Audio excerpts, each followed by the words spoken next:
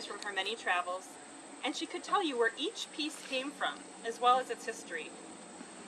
Just thinking about her owls alone, she had owl earrings, owl rings, owl statues, owl ornaments, owl art, owl towels, owl home goods, and I could go on and on. And just when you thought she might get tired of owls and couldn't quite possibly want one more to add to her collection, you would find it, you would give it to her as a gift, and she'd be just as happy as when she got her first owl. She loved owls.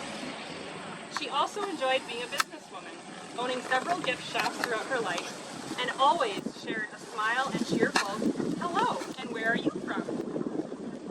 Her optimistic and friendly attitude far surpassed her small stature, and she could strike up a conversation with anyone.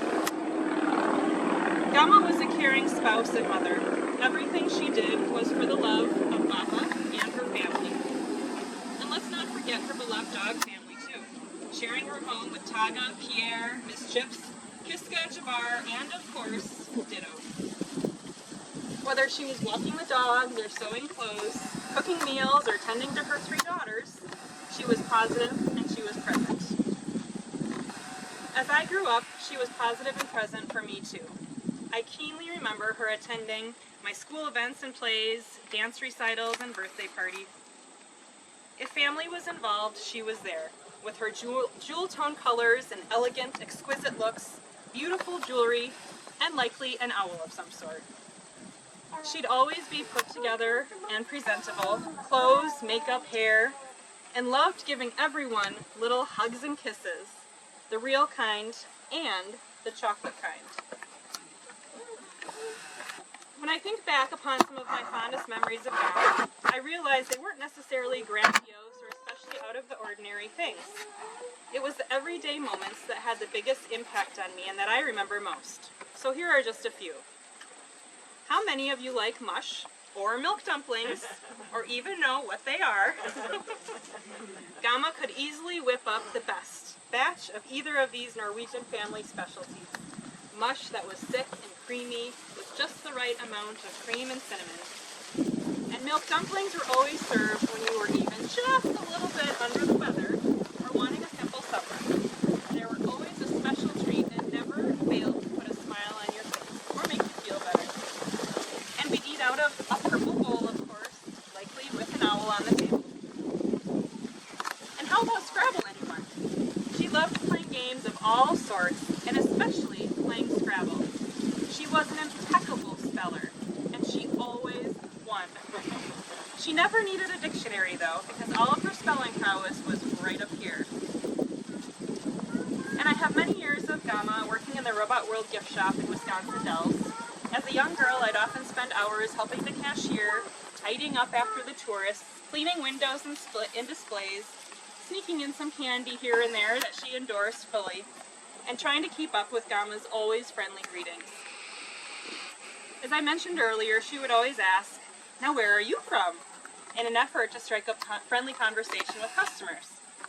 I remember thinking to myself, how can one person possibly care where all of these people came from and not get bored of asking the same question person after person after person? But she never tired of being friendly. Never, and not just at the shop. Gama would go to gift shows to order and buy merchandise for the store, and as I got older, I was able to travel with her and my mother to a few of those gift shows. We'd stop at the Norske Nook restaurant on the way to Minneapolis for some lefse and pie. Lefse being another Norwegian specialty, of course. We'd work on our spelling, gearing up for the next Scrabble match, along the way during the long car ride. In addition to these memories, when I started writing this and reflecting back on all that I've learned from Gama, there were a few highlights that rose to the top. I think for me, it's clear she taught us the importance of family and of positivity. Family. How strong, how delicate, how important, and just how amazing family can be. And she reminded us to focus on the positive, to look for the silver lining. She reinforced that we were capable of anything we set our mind to.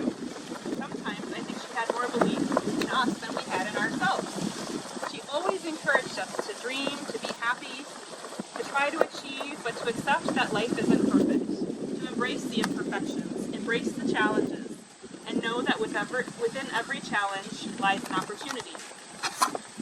And she demonstrated commitment to her family, to her husband. After nearly 60 years of marriage, Gama, together with Papa, showed us what a strong and happy marriage can be, what a tremendous relationship can exist, and what true loving partners can do for one another. Even when he would say, "Love, come on love, it's time to go love," after a long evening when Gama was still socializing, and I know many of you heard it. And she didn't judge people. She was open-minded to different cultures and religions. She could talk to anyone, really connect with others, and make conversation out of thin air. No matter their economic status, no matter the background, she could truly connect with others. She showed us that life brings us ups and downs and all around, but happiness in life is what you make of it. Make the most of each moment and always appreciate what you have. When I look at her life, I realize so many of the amazing things she accomplished. The beautiful circle of friends and family, the successful gift shops, the grand travels, the way she could leave a place happier and more positive than when she arrived. Even amidst the challenges in her life, and there were many, she kept her chin held high and was there to help others. Personally, I'd like to thank her for being a positive, supportive figure in my life, always encouraging me to reach for my dreams, believing in me, and championing my efforts. And the thing is, I know it wasn't just for me. She encouraged and believed all of us. Here's my bottom line. Gama, accompanied by the love of her life, Papa, lived life so beautifully. A shining example to all of us. And with that, I would like to invite Dan Bendel to share another reflection on her life.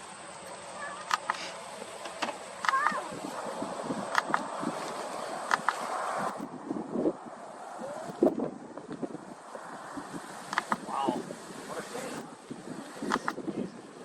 Weather, celebrate.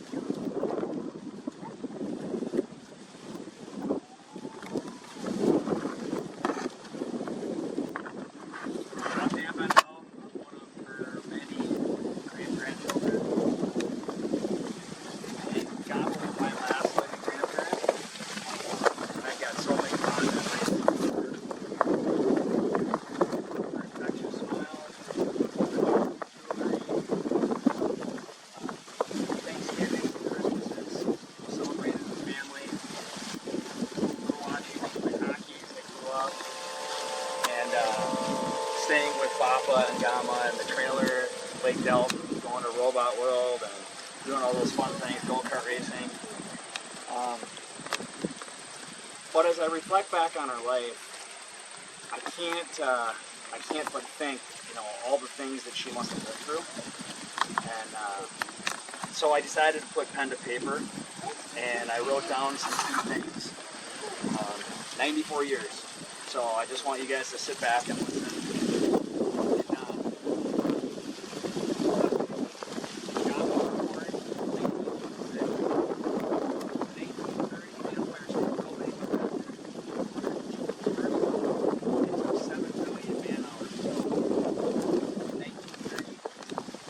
She lived through the Great Depression, called the stock market. 1933. She experienced infection the last 14 years. And she would have been 19 when it was 18 when it was still going on, which means she couldn't buy alcohol. It's all beer. 1940. Beer's not important, everybody. Beer's not important. In 1940, she witnessed Holocaust. Hitler killed 17 million. 1941, Pearl Harbor, and Japan attacked our military base in World War II. 1943, the first computer was invented. 1945, Jackie Robinson, first African-American baseball player. August 4th, 1946, she met James. Must have been a thing back in the day, because 3 months months later, they got married. The next year, my mom was born. 1950, Stephanie was born. In 1953, Jamie was born. In 1955, the Vietnam War began. 5 years later, in 1961, the first man in space, Neil Armstrong. 1962, the LA riots, Civil Rights Rebellion. 1963, JFK's assassination. And Martin Luther King, I Have a Dream. 1864, the Civil Rights Act, which outlawed indiscriminate racial segregation. 1968 through 76, she owned and operated the Wild Daisy Shop. In 73, the first cell phone was invented. All right. That's the year she was born. 1980, AIDS, fall of the Berlin Wall, and, as I know, Miracle on Ice. 1980 through 2011, she owned and operated Robot Connection. 1995, the Oklahoma City bombing. 1999, Columbine shooting. 1999 through 2000 was the Y2K scare.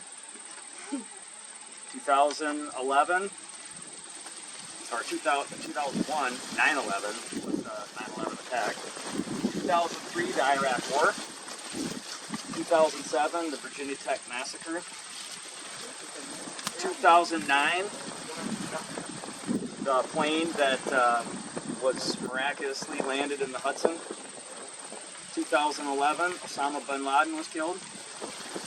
January 23rd, 2011, her loving husband, James, died. 2013, the Boston Marathon bombing.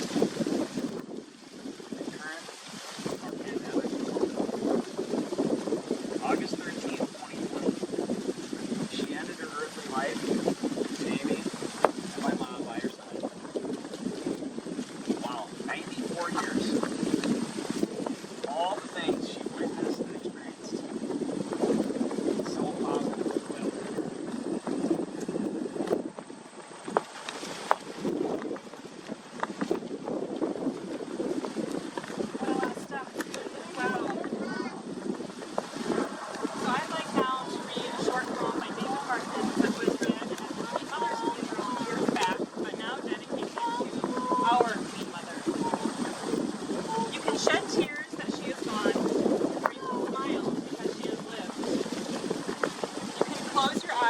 Pray that she will come back, or you can open your eyes and see all that she has left. Your heart can be empty because you can't see her, or you can be full of the love that you shared. You can turn your back on tomorrow and live yesterday, or you can be happy for tomorrow because of yesterday. You can remember her and only that she is gone, or you can cherish her memory and let it live on. Cry, close your mind, be empty, and turn back, or you can do what she would want. Smile, open your eyes, love, and go on. Now I'd like to invite Stephanie Applehands, another grandchild, to share a few more family remembrances.